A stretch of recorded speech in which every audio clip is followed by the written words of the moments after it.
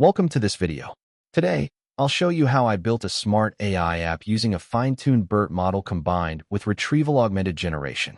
We'll use Hugging Face transformers, Face for vector search, and Gradio for the interactive demo. By the end of this video, you'll see how the model can analyze movie reviews, retrieve context, and classify sentiment as positive or negative. What is RAAG?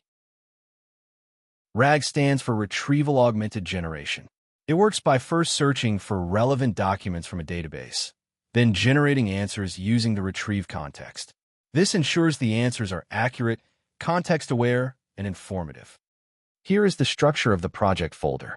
We have the app directory, which contains the Gradio user interface, the scripts directory, which contains the retrieval and classification logic.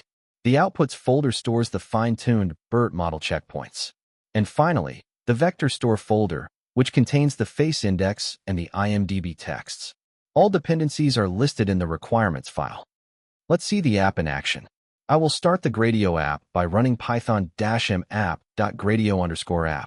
Once it launches, we get a simple user interface with a text box. Let's test it with a review. The app retrieves similar reviews, runs sentiment classification, and shows the result as positive. As you can see, we get the classification result and the supporting context from the dataset. To summarize, we fine-tuned a BERT model for sentiment classification, used Face for document retrieval, and built a demo with Gradio. This approach shows how retrieval-augmented generation can be combined with classification to create more intelligent NLP applications.